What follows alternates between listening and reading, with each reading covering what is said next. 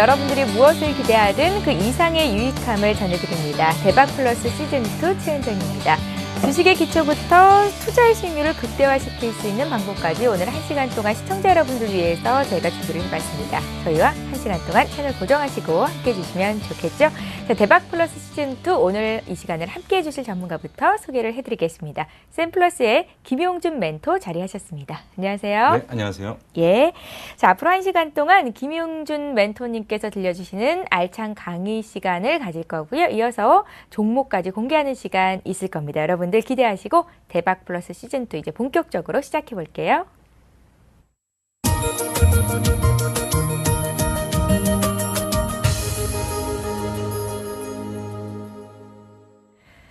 예, 일본 증시가 주춤하고 있는 사이에 한국 증시의 투자 매력도가 높아지고 있습니다. 오늘 코스피 지수가 2달여 만에 2,000포인트 회복을 했는데요. 코스피가 2,000 갈 때 뒤에는 외국인 투자자들의 적극적인 순매수가 있었습니다.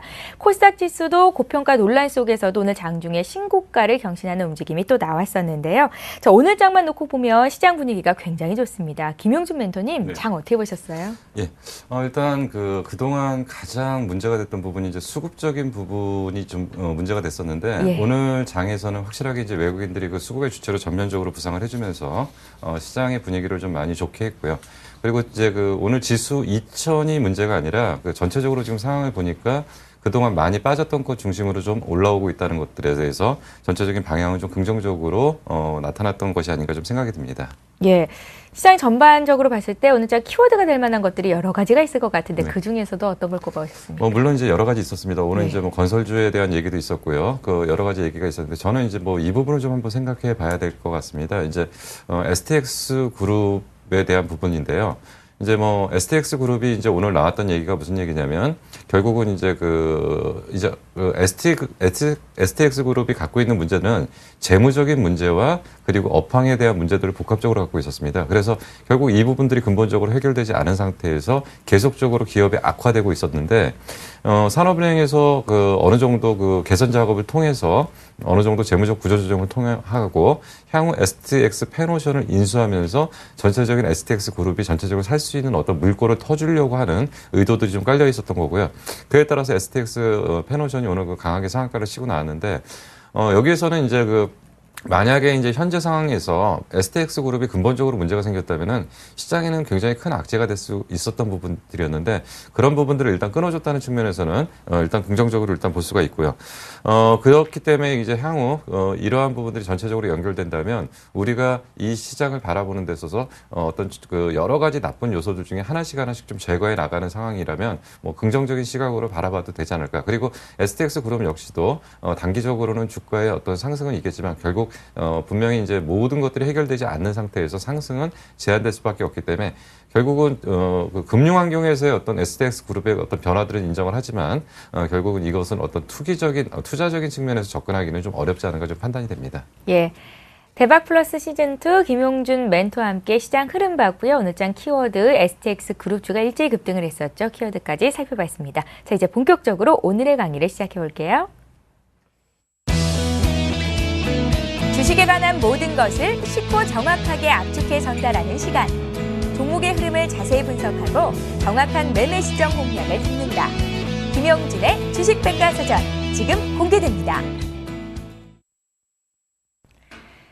김용준 멘토께서는 이제 매주 수요일 이 시간을 함께 해주실 겁니다. 어떤 강의로 저희를 또 감동시켜 주실지 기대가 되는데요. 오늘의 강의 들어볼까요? 네.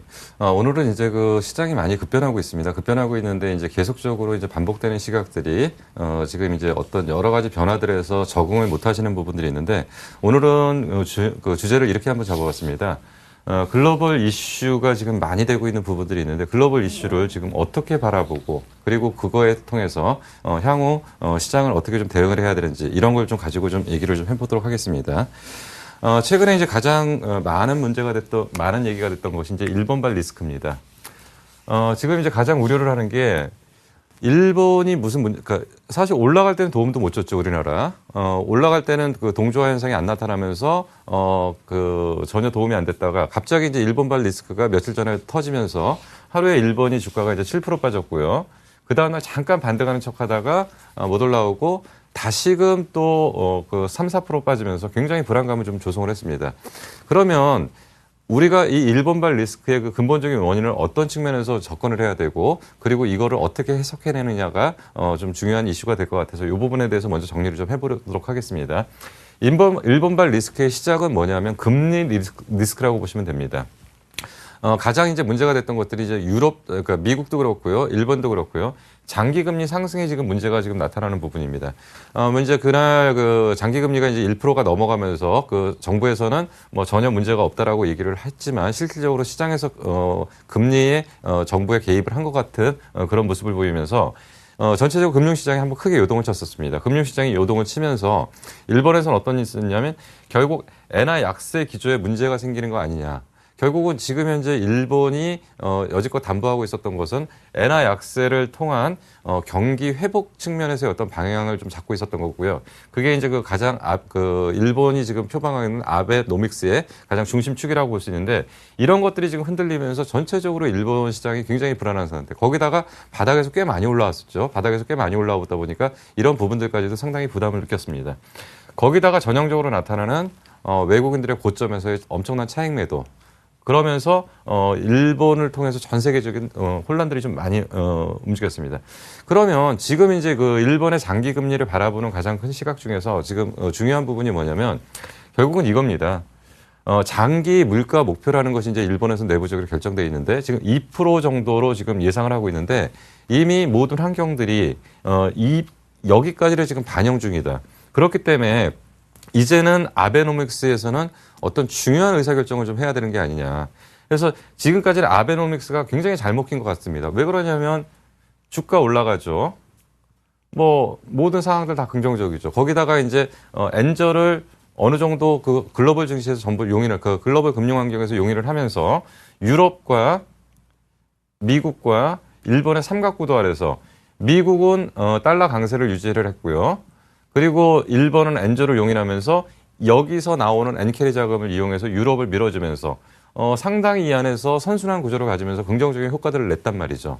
근데 이게 무너지면 이 전체적인 부분에 어떤 문제가 좀 생길 수도 있다라고 지금 보는 시각들이 좀 크고요. 그래서 이제 향후 지금 일본의 움직임들을 좀 주시하고 있는 부분입니다.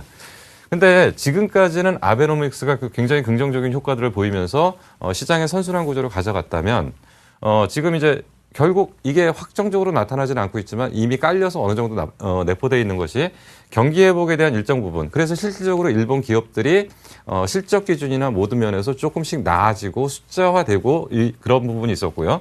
그리고 주식이 상승하는 분명한 긍정적인 효과가 있었다는 겁니다. 지금까지는. 그러면 이제는 뭐하고 이제 문제냐면 부정적인 문제하고 충돌을 하는 부분이죠. 부정적인 문제는 결국은 뭐냐면 재정 우려라는 거고요. 금리 상승의 리스크라는 겁니다. 무슨 얘기냐면 금리가 올라간다라는 얘기는 금리가 올라간다는 것은 결국 채권 가격이 하락한다는 얘기고요. 뻔히 금리가 올라가는데 채권을 보유하고 있을 이유가 없는 거죠. 그러면 채권을 투자하는 사람들은 채권을 매도를 하게 되는 겁니다. 그러면 이 매도하면서 더 금리는 상승하게 되고 더 채권 가격은 하락하게 되고 이러면서 금융시장 전체적으로 문제가 되고 유동성에 문제가 생기면서 지금까지 연결했던 이런 구조들이 문제가 되는 거죠. 그래서 지금은 이제 앞으로 일본의 문제는 부정과 긍정의 어떤 충돌 속에서 이 균형 감각을 유지를 해야지만이 이 시장이 좀 안정이 될 겁니다. 그래서 향후 일본발 리스크를 바라보는 가장 중요한 기준에서는 단순한 일본 하나를 지금 놓고 봤을 때는 크게 문제는 안 될 거예요. 근데 이러한 연결 구조 안에서 긍정적인 요소와 부정적인 요소가 충돌을 하면서 전체적인 글로벌 금융 환경을 어떻게 흔들어 놓는지 여기에 따라서 향후 어떤 방향들이 좀 제시될 가능성이 좀 상당히 크다. 그래서 일단 일본발 리스크는 이런 어떤 시각에서 좀 바라봐야 될 필요가 좀 있지 않는가. 그러면 지금 이제 여기서 이제 우리가 가장 우려하는 부분이 뭐냐면 일본에서만 끝나면 돼요. 모든 문제가 워낙 이제 일본은 그동안 많이 올라왔기 때문에 일본에서만 딱 끝나면 아무 문제가 안 됩니다. 근데 이 일본의 문제가 글로벌 증시 상황이나 글로벌 금융 환경으로 넘어오는 게 문제입니다. 그래서 글로벌 금융환경으로 넘어와서 이게 전이가 돼서 일본이 예를 들어서 이제 악순환 구조죠. 그러니까 매도가 매도를 부르는 구조. 예를 들어서 일본이 매도가 나오면은 미국에서 매도가 나오고 미국이 많이 빠지면 다시 돌아와서 아시아 시장으로 빠지게 되고 아시아 시장에서 다시 빠지면서 일본이 또 한 번 흔들리게 되고 이러한 악순환 구조를 염려를 하는 건데 결국은 앞으로 일본발 리스크에서 아까 말씀드린 어떤 그런 긍정적인 부분과 부정적인 충돌을 하면서 일본 내부에서 수습이 되는 것들까지만 진행되면 최소한 선진국 증시의 급격한 조정으로 이어지지는 않을 거다. 근데 만약에 선진국 증시로 급격하게 조정이 전이된다면 이건 굉장히 위험한 부분입니다. 그래서 이 부분이 어떻게 진행되는지를 잘 보셔야 됩니다. 특히나 지금 이제 뒷부분에서 말씀을 드리겠지만 미국도 요즘 뭐 하도 말들이 많은데요. 미국으로의 그 전이가 강하게 나타난다면 요것은 조금 좀 다른 각도에서 좀 봐야 될 필요가 좀 있습니다. 그리고 이제 지금 이제 또 다른 이슈로 좀 바라봐야 될 게 이제 미국의 유동성 축소입니다. 지금 이제 계속적으로 지금 얘기가 나오는 게 미국이나 유럽이나 일본이나 지금 어마어마한 돈의 양을 푼 거죠. 근데 어떻게 보면은 지금 이제 이렇게 볼 수도 있습니다. 주식이 올랐냐? 아니면 화폐 가치가 떨어진 거냐 이렇게 볼 수도 있거든요. 주식이라는 거는 가만히 있는 실물 자산인데 화폐 가치가 떨어지니까 주식의 가격이 올라가는 현상에 인플레이션 현상이 좀 나타나는 걸로 볼 수도 있는데요. 그러면 이제 엄청난 양의 자금이 풀려서 주식시장이 올라왔는데 그러면 만약에 미국이 유동성을 회수를 해버린다. 유동성을 축소한다. 아니면 최소한 지금까지 양적 완화 조치가 더 이상 자금을 풀지를 못할 거다. 지금 이제 미국에서도 이제 더 이상 부채 규모를 늘릴 수가 없습니다. 부채 규모를 늘릴 수 없는 상태에서 유동성 축소에 대한 논의는 충분히 있을 수 있었던 거고요. 그러면 이거는 사실은 작년부터 얘기는 간혹씩 나왔었습니다. 결국은 미국의 양적 완화 그 중지 시점이 향후 증시의 굉장히 중요한 변곡점이 될 가능성이 크다. 근데 이게 만약에 정말 현실화된다면 미국에서의 유동성 축소가 본격적으로 진행되는 이러한 부분이 현실화된다면 글로벌 증시에서는 진짜 커다란 뇌관이 되겠죠. 이거는 뭐 일본에서의 어떤 아까 말씀드렸던 그런 부분과는 또 비교가 안 됩니다. 워낙 이제 규모에 좀 차이가 있는데. 근데, 이것은 이제 계속적으로 지금 논의는 되고 있지만, 현실적으로 거의 불가능하다고 보시면 됩니다. 왜 그러냐면 지금 현재, 미국이, 유동성을, 풀어가지고 나타났던 현상이 뭐냐면 지금까지 해놓은 게 뭐냐면, 실업률을 10%대에서 이제 8%대까지 떨어뜨린 겁니다. 근데 이제 경제학에서 보통 얘기할 때 완전 고용이라는 것은 4% 정도를 완전 고용이라고 하는 거고요. 그리고 이제 비자발적 실업이 없는 상태의 이 정도면은 거의 완전 고용이라고 하는데 아직까지 지금 이 정도라면 굉장히 실업률이 높은 부분이죠. 그러면 이 실업률이 높은 상태에서 아직도 실업률을 더 많이 떨어뜨려야 되고요. 그리고 평균적으로 미국의 실업률은 6%대 정도를 왔다 갔다 했기 때문에 지금도 실업률을 많이 더 떨어뜨려야 됩니다. 근데 여기서 극단적인 통합 환수 조치가 이루어진다면 더 많은 충격들이 가기 때문에 쉽지는 않을 겁니다. 그래서 이러한 선택을 좀 하기는 쉽지 않을 거고요. 그나마 이제 경기 회복이 일부 나타나는데 경기 회복의 방향은 뭐냐면 지금 미국의 경기 회복이 나타났던 가장 큰 방향은 뭐냐면 뭐가 근본적으로 좋아져서 나타났던 것이 아니라 여지껏 전 세계는 미국의 소비를 담보로 해서 수출을 해서 먹고 사는 구조였거든요. 근데 이제는 미국이 그러면서 재정 적자를 감소해 가면서 끌고 왔던 구조에서 이제는 미국이 그 부분을 약간 내려놓은 거죠. 그러면서 이제 미국의 모든 방향들이 어느 쪽으로 갔냐면 이 제조 쪽으로 방향을 선회하면서 결국 그쪽에 드라이브를 거니까 결국 제조 쪽에서 어느 정도 실적 개선들이 좀 나오고 있었던 부분이고 그렇기 때문에 아직까지 전체적으로 미국의 펀드멘탈이 지금 완전히 살았다라고 지금 보기는 상당히 어렵다라고 일단 볼 수 있습니다. 이런 상태에서 극단적인 유동성 축소 정책이 나타나거나 유동성 환수 조치가 나타나기는 상당히 어렵다고 보기 때문에 다만 이제 고민들을 하는 거죠. 고민들을 하는데 분명히 고민할 시점은 좀 된 것 같고 더 이상 유동성이 늘어나지는 않겠지만 당장 어떤 급격하게 축소하는 그런 작업들은 좀 나타나기 어렵다라고 일단 보고요. 아마도 본격적인 논의는 4분기 정도나 돼야지 진행되지 않을까 좀 생각이 됩니다. 그래서 아직은 좀 빠른 얘기고요. 또 하나는 이제 어떻게 보셔야 되냐면 지금 FRB 의장이 누구냐. 이제 버냉키 의장이 결국은 헬리콥터 벤이라고 얘기를 하는데 이 사람은 가장 잘 알고 있습니다. 금융정책을 공격적으로 해야지만이 실물 경기를 살린다는 어떤 경제 논리 쪽에서 그쪽 파에 좀 가까운 사람이거든요. 그렇기 때문에 이 사람이 존재하는 동안은 미국에서 급격한 유동성 축소 정책이 진행되기는 좀 어렵지 않은가. 그렇다면은 내년에 FRB 의장 선거가 있는데 이때 만약에 재선임이 된다면 이 부분은 조금 더 시간을 갖고 논의가 될 가능성이 있고요. 만약에 FRB 의장이 내년에 바뀐다라고 한다면 그때는 아마 이 부분이 어떤 사람이 의장을 맡느냐에 따라서 방향이 좀 나타날 가능성이 있기 때문에 당장은 미국 쪽에서의 어떤 유동성 축소 문제 이 부분은 크게 우려할 부분은 또 아니지 않나 좀 판단이 됩니다. 그리고 이제 또 이제 이런 각도에서 또 보셔야 됩니다. 이제 미국과 유럽, 그러니까 미국과 일본이 이제 그런 상황에서 이제 유럽은 이제 뭐가 왔냐면 이제 정말 물에 빠졌다가 이제 물에서 이제 딱 올라온 거거든요.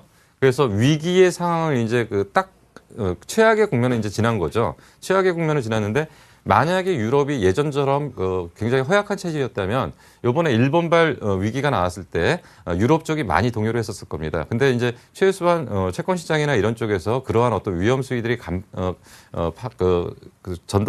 오지는 신호가 오지는 않았기 때문에 결국은 지금 이제 유럽도 거의 최악의 상황을 지났다.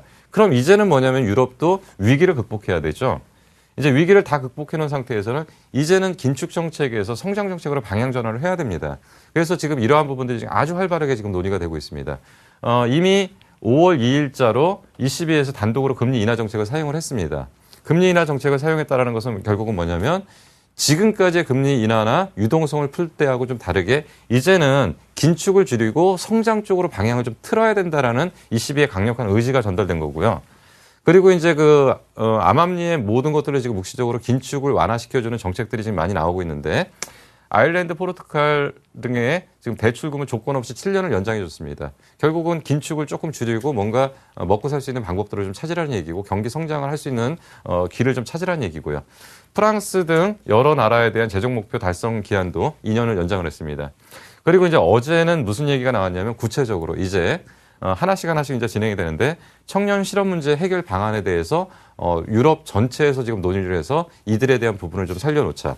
결국 지금 미국과 일본을 제외한 유럽 쪽에서 뭔가 지금 성장에 대한 어떤 방향들이 좀 나오려고 좀 하고 있는 상황에서 만약에 이제 유럽 쪽의 성장으로 좀 돌아서게 되면은 일본이나 미국에 대한 공백을 일정 부분은 메워줄 수 있을 가능성은 좀 있죠.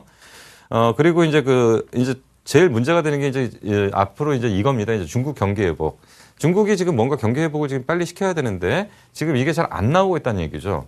그리고 신정부에 대한 경기 부양 정책에 대한 기대도 좀 많은데 실질적인 효과가 지금 나오고 있는 부분들은 상당히 없는데 요 부분이 부각이 됐을 때 향후 흐름들이 좀 중요하게 좀 정리가 좀 돼야 되는데 결국 중국의 경기 회복 여부 그리고 아까 말씀드린 것처럼 유럽에서의 성장 정책으로의 방향 전환 이것을 통해서 향후 글로벌에서는 새로운 어떤 상승의 요건들을 좀 만들려고 좀 하고 있는 상태입니다.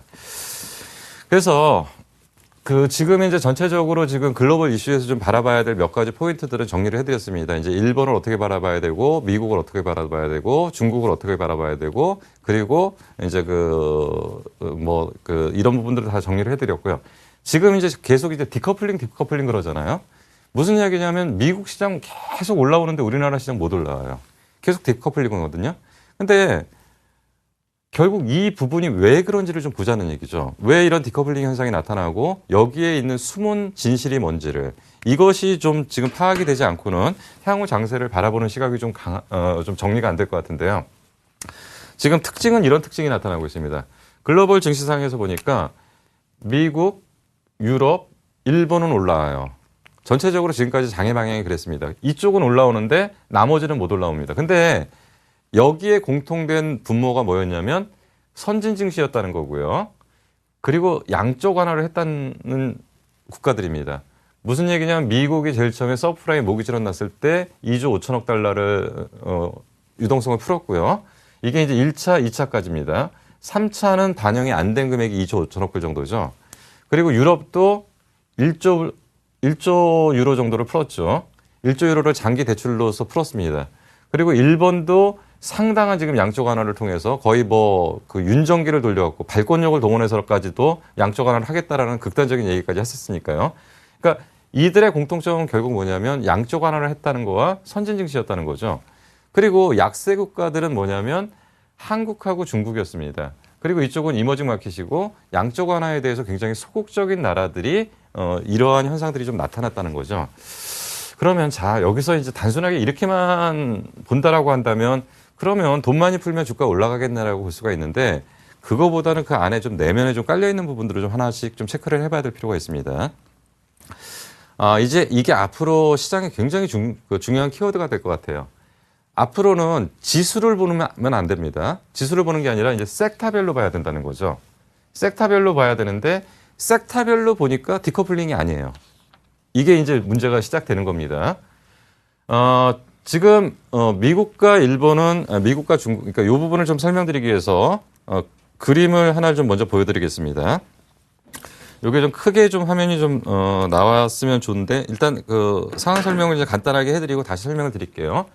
지금 무슨 얘기냐면 미국에서는 지금 지수가 올라오는 과정에서 어떤 현상들이 벌어졌냐면 미국은 섹터별로 그 전체적인 시가총액 비중들이 거의 비슷합니다. 그러니까 어느 특정한 업종에 집중되는 산업 구조가 없다는 얘기죠. 그런데 만약에 어느 한쪽이 쭉 올라오게 되고 한쪽이 쭉 빠지게 되면 시가총액의 변화가 되겠죠. 그러면서 나타나는 현상들이었다는 거죠. 그래서 미국도 보니까 IT가 좀 올라왔고요. 금융이 좀 올라왔고요. 그리고 나머지 뭐 헬스케어라든지 이런 것들. 그러니까 결국 무슨 얘기냐면 내수 관련 쪽의 주식들이 강세를 보였고요. 그리고 결국 이쪽도 소재 쪽이나 이런 쪽은 좀 못 올라왔다는 얘기입니다. 근데 문제는 뭐냐면 전체적인 업종의 시가총액 비중이 비슷하기 때문에 이쪽이 올라오고 얘가 빠지는 것을 커버하고도 지수를 끌고 올라올 수 있는 구조가 됐다는 얘기죠. 근데 중국이 지금 못 올라오는 이유 중에 하나가 뭐냐면 중국은 은행이 거대 조직입니다. 시가총액 비중에서 은행이 거의 절대적이에요. 그러니까 얘가 안 올라오면 지수를 끌고 올라가질 못해. 그리고 이쪽은 또 소재 쪽하고 산업재 쪽이 너무 비중이 크고요. 그렇기 때문에 중국 시장은 올려놓으려고 그러면 뭐가 올라와야 되냐면 은행주가 올라와야 되는 구조고요. 이제 산업재 쪽이나 이런 쪽은 지금 이제 형성돼가는 과정들이기 때문에 지수의 영향력이 너무 미미하기 때문에 아무리 올라와도 주가를 끌어올리지 못하는 구조라는 거죠. 그렇기 때문에 이러한 근본적인 섹터별 차이가 좀 있었다는 것을 먼저 좀 이해를 하셔야 될 필요가 있습니다. 다시 한번 돌아왔습니다. 아까 분명히 여지껏은 무슨 얘기를 드렸냐면 선진국 증시는 올라왔는데 이머징 마켓 쪽은 못 올라오더라. 왜 그러지? 유동성 많이 풀어서 그 나라는 올라온 거냐? 근데 가만히 지금 보니까 섹터별로 보니까 미국은 섹터 안에서 올라오는 종목들과 내려가는 종목들이 어떤 구분들이 있었고 중국 쪽은 지금 아까 말씀드린 것처럼 금융주들이 상승 못하면은 못 올라오는 지금 구조가 됐다. 그렇기 때문에 지금 미국은 섹터별 비중이 고르기 때문에 어느 한쪽이 하락해도 다른 쪽이 상승하게 되면 지수는 상승하더라는 거죠. 근데 중국은 뭐냐면 금융이 지나친 비대 조직이기 때문에 이쪽이 안 올라오면 안 되고요. 그리고 산업재하고 소재 쪽 이쪽의 비중이 미미하기 때문에 이쪽의 부분들이 결국은 어느 정도 지수를 끌어줘야 되는 방향성이 존재하고 있다는 얘기죠.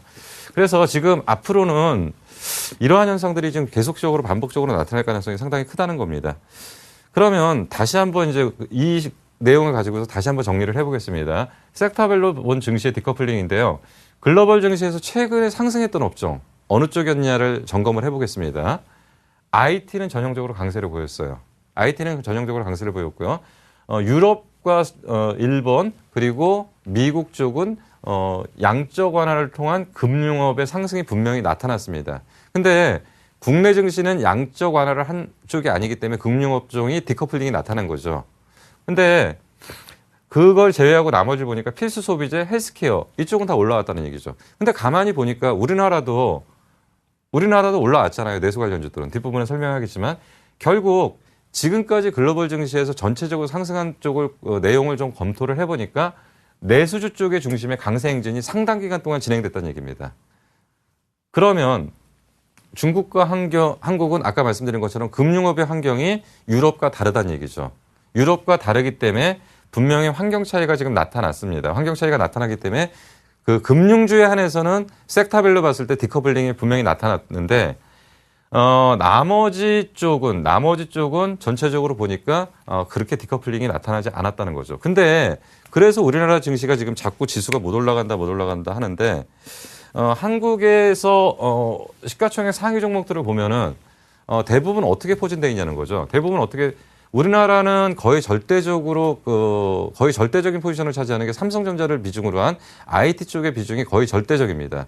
IT 쪽의 비중이 거의 절대적이고 시가총액 1위 종목 삼성전자, 시가총액 2위 종목 현대차, 뭐 나머지 포스코 이런 것들이죠. 근데 결국은 IT하고 자동차 그리고 화학 쪽을 제외하고 나면은 국내 증시에서는 얘기할 수 있는 업종들이 없다는 거죠. 그럼 결국 국내 증시도 어떻게 해야 되냐면 자동차가 올라와야 되고 IT가 올라와야 되고 그리고 화학이 올라와야 되고 철강이 올라와야 되는 구조인데 그러면 지금 보시자는 거죠. 그나마 그래 IT는 유지를 했기 때문에 지수는 웬만큼의 밴드를 유지하고 있는데 나머지 종목들은 큰 폭으로 빠지다 보니까 우리는 전체적으로 체감 지수는 밑에 쪽이었고요. 그리고 지수는 못 올라오는데 우리나라가 지금까지 올라왔던 최근의 어떤 내용들을 좀 집계를 해보니까 금융업은 살짝 마이너스가 났고요. 코스피는 전체적으로 약간 플러스가 났고요. 가장 많이 올라왔던 게 이제 통신주죠. 최근에 가장 많이 올랐던 게 통신주고 그리고 필수 소비재 그리고 뭐 IT 쪽 그리고 헬스케어 쪽 경기 소비재 쪽 지금 미국에 올라왔던 방향하고 틀리지 않다는 얘기입니다. 미국에 올라왔던 방향하고 틀리지 않는데 결국 다만 얘네들이 올라와봐야 지수를 끌고 올라가서 지수를 전고점 뚫고 신고가 내고 이럴 수 있는 시가총액 비중이 없었다는 게 지금 문제인 거죠. 지금 중국 쪽도 최근에 보니까 가장 많이 올라왔던 게 뭐냐면 IT 쪽하고 유틸리티하고 헬스케어 쪽이 올라왔다는 얘기죠. 그리고 필수 소비재 쪽도 좀 올라왔고요. 근데 얘네들 유틸리티 올라오고 IT 올라오고 헬스케어 올라와 봐야 지수를 끌고 올라갈 수가 없다는 얘기입니다. 결국은 중국에서는 무조건 뭐 올라와야 되냐면 은행주 올라와야 된다는 얘기죠. 그래서 이러한 부분들이 지금 섹터별로 보니까 전체적으로 지수로 보니까 맨날 디커플링 같아요. 맨날 디커플링 같은데 실질적인 안의 내용들을 보니까 디커플링은 아닌데 다만 우리나라에 처한 그런 그 시가총액의 비중의 환경들이 좀 달랐다는 얘기를 지금 말씀드렸습니다. 결국 그렇다면 이제 그 국내 증시나 유럽 증시나 미국 증시나 이제 이 부분에 이제 문제가 되는데 국내 기업들도 그리고 앞으로 중국 기업들도 뭐를 좀 키워야 되냐면 지금 IT나 이런 쪽의 의존도가 너무 높기 때문에 결국은 사업의 포트폴리오, 그러니까 기업체 내부에서도 사업의 포트폴리오를 만들어내는데 우리나라 역시도 우리나라 전체적인 나라의 전체를 하나를 놓고 본다면 하나의 포트폴리오라고 보는 거고요. 하나의 포트폴리오를 놓고 봤었을 때 지금 어떤 쪽으로 접근을 해야 되냐면 결국은 이 업종의 어떤 전체적인 볼륨을 좀 키우는 작업들이 향후 좀 필요하지 않을까 좀 생각이 듭니다. 그래서 이제 요 정도까지 지금 말씀드렸고요. 그래서 이제 앞으로는 이런 얘기들을 좀 많이 듣게 될 것 같습니다. 향후 장세에서는 가장 큰 변화가 예상되는 게 예전 같은 경우는 뭐를 갖고 많이 얘기하겠냐면 지수를 갖고 많이 얘기했죠. 지수의 방향이 어느 쪽이냐, 그리고 어떤 쪽이냐. 그리고 이제 경기의 방향, 지수의 방향과 경기의 방향을 갖고서 전체적인 장애 흐름들을 좀 분석하려고 하는 흐름들이 좀 많이 나타났다라고 한다면 향후 방향은 이제 이러한 현상들이 이제 지속적으로 발생할 겁니다. 왜냐하면 어떤 이제 지수 맞추기 게임을 하거나 어떤 그 전체적인 그 그림의 방향보다는 섹터별 동조화 쪽으로 지금 많이 접근을 해야 될 거고요. 이러한 부분들은 상당 기간 진행될 가능성이 좀 크다. 그래서 지금 이제 글로벌 동조화 쪽에 이제 종목군을 이제 찾아내는 이 작업들이 향후 장세를 분석하는 굉장히 중요한 기준이 될 가능성이 상당히 큽니다. 일단 차별화 요소가 배제된 섹터. 그러니까 무슨 얘기냐면 섹터 내에서도 어떤 특정 종목들은 차별화 요소를 갖고 있겠죠. 전체적인 섹터의 방향이 위쪽이고 이쪽이 좋아지는데도 불구하고 특정 종목, 예를 들어서 이렇게 설명을 드리면 조금 쉽게 이해가 되실 것 같습니다. 만약에 조선주가 이제 본격적으로 상승을 할 겁니다. 조선주가 본격적으로 상승하면 현대중공업, 삼성중공업, 그리고 대우조선해양 이런 건 올라가는데 STX는 못 올라간다.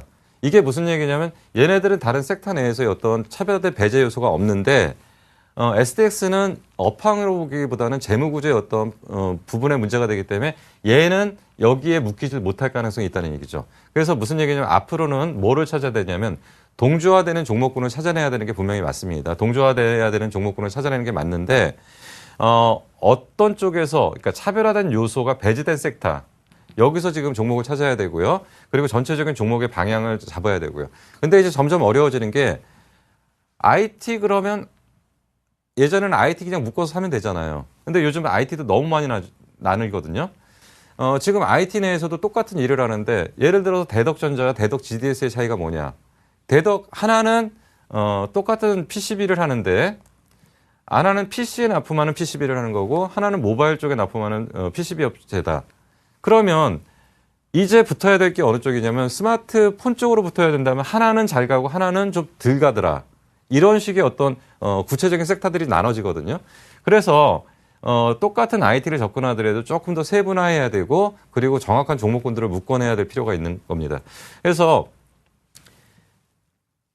지금 중소형주의 강세 뭐 이런 현상들이 지금 나타나고 있고 그런 상태에서 지금 현재 글로벌 시장에서는 어떤 큰 변화들이 지금 감지돼가고 있냐면 결국 섹터 중심의 어떤 종목군이 지금 형성이 되는데 이 섹터 종목군을 좀 세부적으로 좀 나눠야 된다는 필요가 있고요.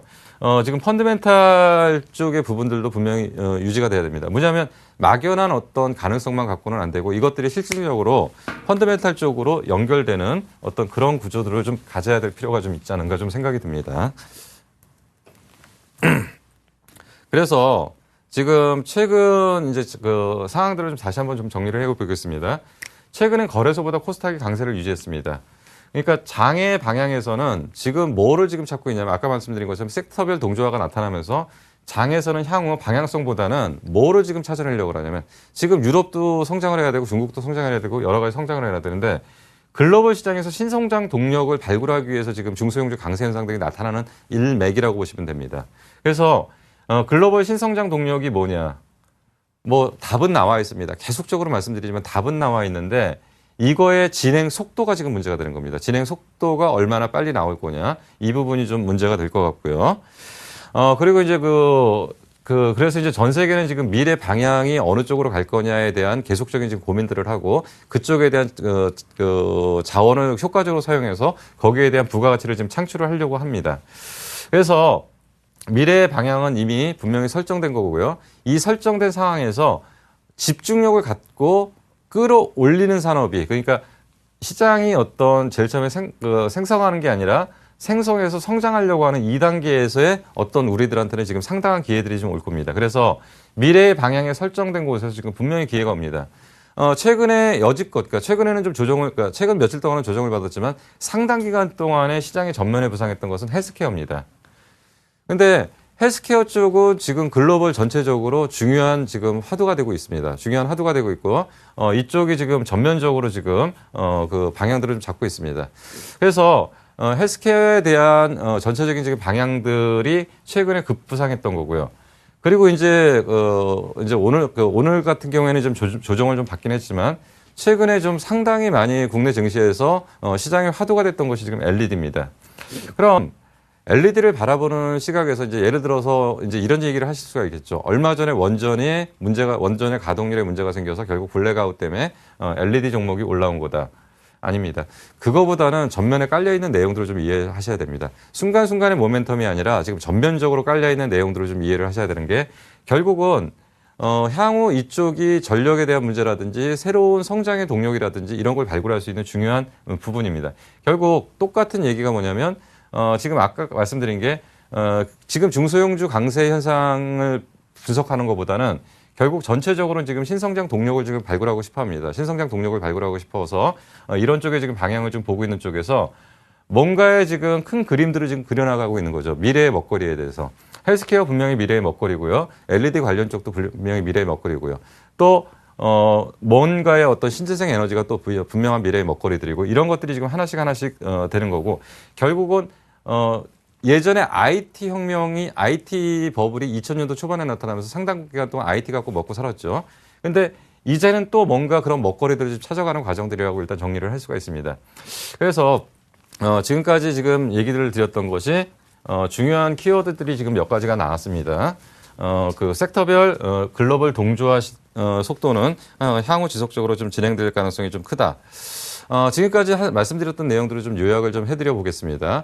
제일 처음에 설명드렸던 것이 뭐냐면 그 글로벌 이슈들을 좀 정리를 해드렸습니다. 글로벌 이슈에서 지금 시장의 화두가 되는 게 4가지 정도의 단어죠.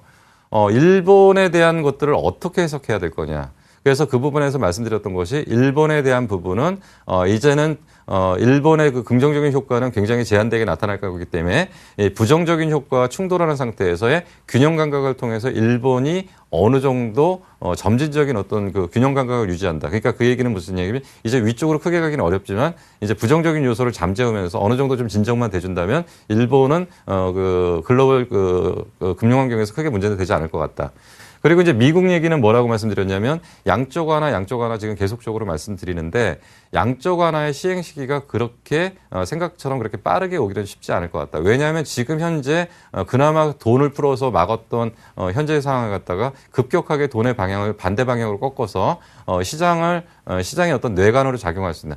만약에 경기가 좋아지고 주식시장이 많이 올라오고 모든 상황들이 다 좋아지면 서서히 할 수는 있겠죠. 근데 지금은 아직까지는 시행 시기가 좀 문제가 된다.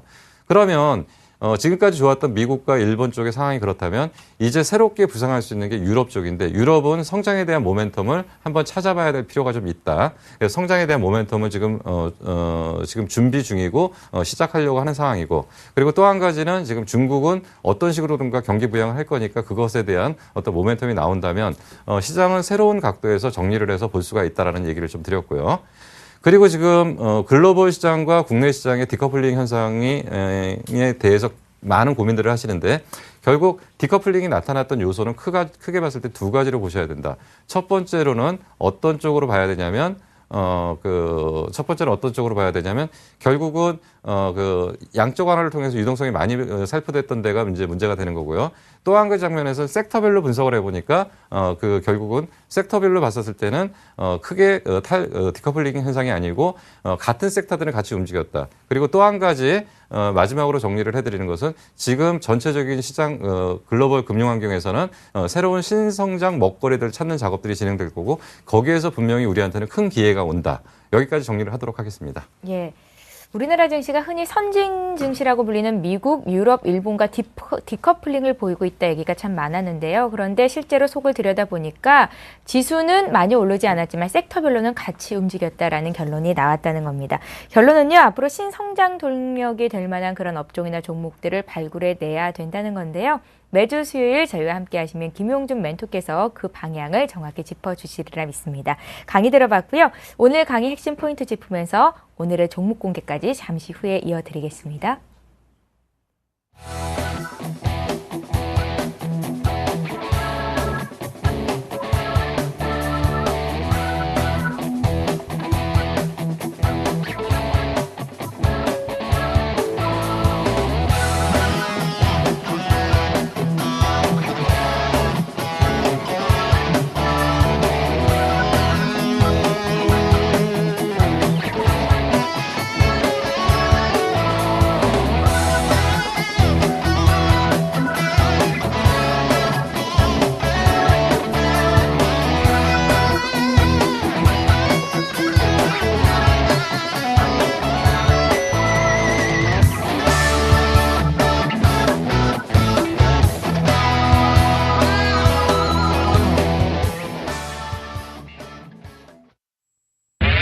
검색창에 샘플러스를 입력하시고 전문가 방송에 접속하시면 서울경제TV 특급 전문가들이 여러분의 포트폴리오와 수익률을 책임집니다.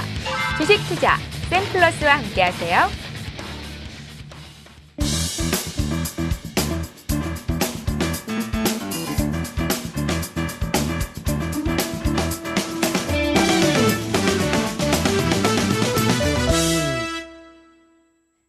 예, 전문가의 관심 종목을 알아보는 시간입니다. 이 종목을 잡아라 시간인데요. 김용준 멘토님, 앞서 들은 강의에 연관이 되는 종목인지가 궁금한데요. 네, 예. 연관이 당연히 되겠죠. 이제 제가 대부분 바라보는 시각들은 이제 그쪽이고요. 예. 사실 지금 태양광 업체들의 종목들이 좀 상당히 안 좋습니다. 태양광 업체들의 종목이 상당히 안 좋은데 유독 S에너지 쪽은 사업의 주력 방향이 어디냐면 태양광 쪽입니다. 태양광 쪽에서 하는 일은 뭐냐면 태양광 모듈 쪽하고요. 그리고 태양광 발전소 이쪽의 일들을 지금 하고 있는데 매출의 절대 비중은 일단 모듈에서 나온다라고 지금 보시면 되고요. 이쪽이 절대적이면서 지금 발전소 쪽에 대한 부분들을 지금 확대하고 있는 국면에 지금 놓여 있다라고 지금 볼 수가 있습니다. 그러면 지금 현재 이 종목이 지금 오늘 기준으로 시가총액이 한 1,100억 정도 나오는데요. 시가총액이 1,100억 정도 나오는데 2012년도 기준으로 실적을 보니까 한 2,200억 정도 매출에 영업이익은 한 180억 정도, 그리고 순이익 기준으로도 한 110억 정도, 100억 정도 나왔기 때문에 그러면 태양광 업체들 기준으로는 절대로 고평가 영역은 아닙니다. 대부분 태양광 업체들이 지금 실적이 지금 많이 안 좋아지는데, 근데 이제 이 회사가 이런 좋은 실적을 낼 수 있었던 가장 큰 이유는 뭐냐면 모듈 쪽에 가격 경쟁력이 있었다는 겁니다. 모듈 쪽에서 가격 경쟁력이 있으면서 업황이 상당히 안 좋음에도 불구하고 충분한 어떤 이익을 내고 나오는 그런 구조로 좀 보였던 거고요. 저는 사실 이 모듈 부분은 크게 부각을 시키고 싶지는 않습니다. 이제 이쪽은 그러니까 태양광 내부에서의 어떤 사업의 포트폴리오 내에서 제가 이제 계속 많이 말씀드리는 게 태양광의 밸류체인은 그 소재 쪽인 폴리실리콘 쪽을 먼저 이해를 하셔야 되고요. 그리고 인곳, 그리고 웨이퍼, 그 다음에 이제 뭐 모듈, 그리고 이제 여기다가 이제 뭐 그런 것들, 그리고 그 다음에 이제 이게 이 모듈을 묶는 하나의 것들, 그리고 그 다음에 나오는 게 이제 발전소입니다.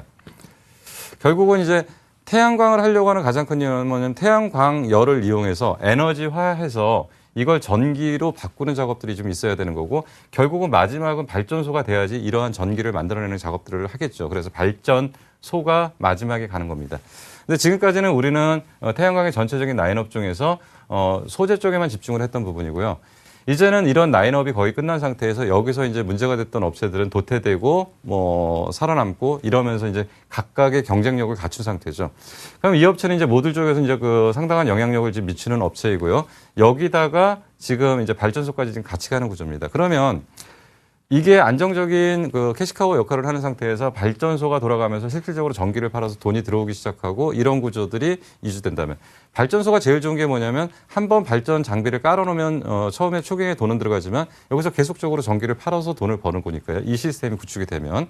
그렇다면 이제는 지금 발전소 단계 쪽에 지금 종목을 좀 찾아봐야 되는 건데, 아마 이 부분이 향후 S에너지를 평가하는 가장 중요한 중심축이 될 가능성이 있고요. 그래서 이런 쪽에 대한 부분이 성장성으로 나타나게 되면 실적은 굉장히 가파른 속도로 올라갈 가능성이 좀 크다. 그럼에 따라서 이제 그 최근에 주가 움직임들을 보니까 다른 태양광 업체와 비교했을 때 상당히 좀 어떤 안정적인 주가 움직임을 보였는데, 뭐 이때 워낙 이제 그 관련 쪽에 이제 그 장 분위기가 좀 안 좋고요. 좀 길게 봤었을 때는 주봉상으로 봤을 때는 지금 전체적인 방향은 이제 극단적인 최악의 상황을 벗어나서 일정한 지금 바닥을 잡고 이제 서서히 이제 레벨업 하려고 하는 초기 국면인 것 같고요. 결국 이 부분이 향후 이제 중국 쪽이나 유럽 쪽의 모멘텀이 나온다라면 주가는 상당히 좀 강한 어떤 변화를 좀 보일 가능성이 좀 있다라고 좀 판단이 됩니다. 자, 그래서 이제 요 종목은 이제 관심권으로 갖고서 이제 뭐 매매 전략을 굳이 짜본다면 이제 뭐 이게 이제 그 단기 종목이나 이런 건 아닙니다. 좀 길게 보시고 좀 편안하게 좀 매매를 하셔야 될 종목이고요. 좀 시간이 지나고 보면 이렇게 올라왔네? 또 다음에 또 지나고 보니까 또 이만큼 올라왔네. 이런 쪽의 어떤 방향으로 좀 보실 필요가 있고요. 너무 급격하게 보시기는 어려울 것 같고요. 그래서 너무 싸게 사시려고 한다면 매수 시점 잡기가 좀 어렵습니다. 그래서 대충 뭐 여기 11,000원 언저리 뭐 요 근처 어디서 매수 타이밍을 좀 잡아보시면 크게 무리는 좀 없을 것 같고요.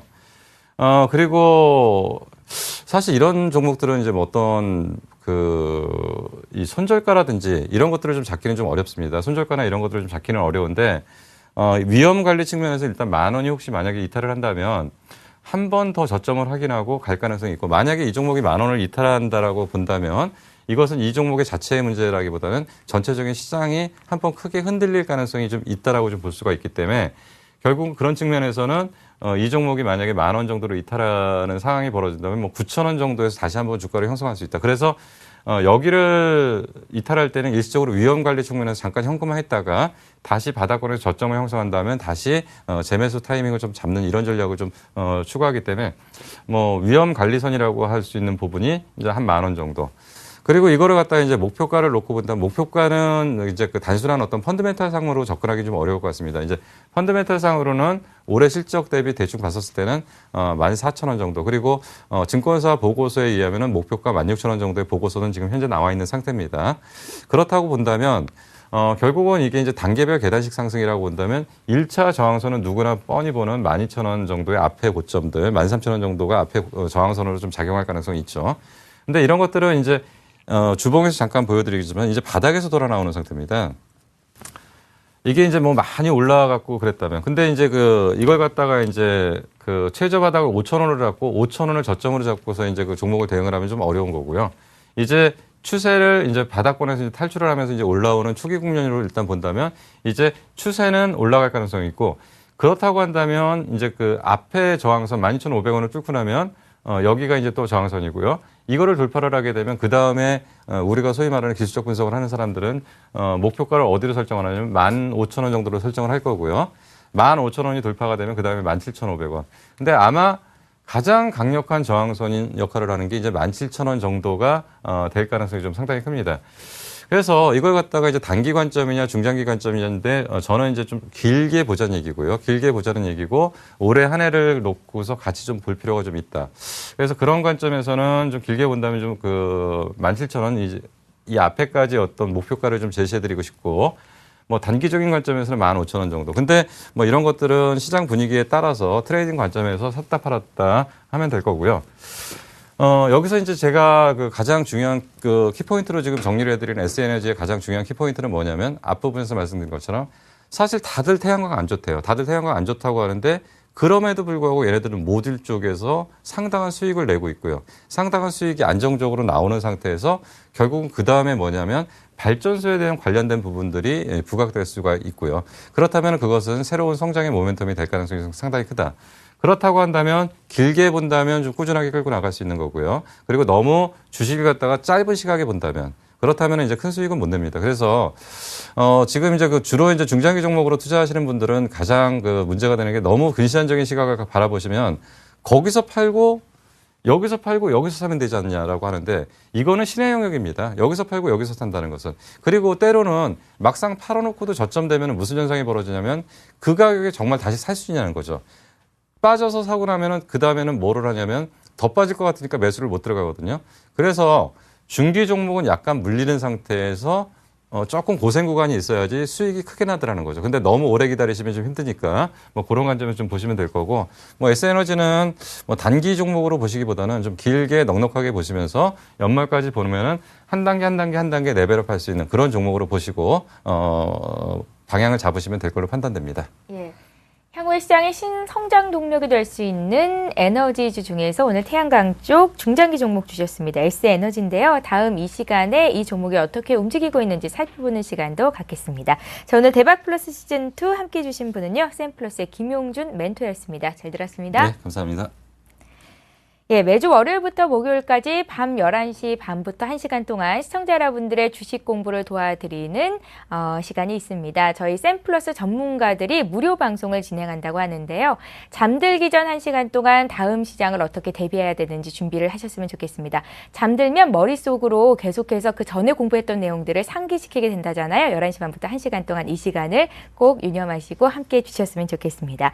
자, 경제협력개발기구 OECD 34개 회원국 가운데 우리나라 행복지수가 하위권인 27위를 기록했다고 합니다. 교육 안정 같은 영역에서는 높은 점수를 받았는데요. 그런데 소득 격차로 인한 상대적인 박탈감, 장시간 노동 등에서는 최하점을 받았다고 하네요. 자, 이런 생각이 들었습니다. 우리가 너무 먼 미래를 쫓느라고 지금 당장의 하루하루 행복을 놓치고 있는 건 아닌가라는 생각 있잖아요. 인생 멋있어하고 오늘 하루를 놀자는 게 아니라 매일매일을 열심히 살고 사랑하고 노력하고 하면 그런 하루하루가 모여서 정말 행복한 미래가 만들어지지 않을까 생각됩니다. 남은 시간도 행복하게 보내시고요. 저희는 내일 이 시간에 다시 뵐게요. 고맙습니다.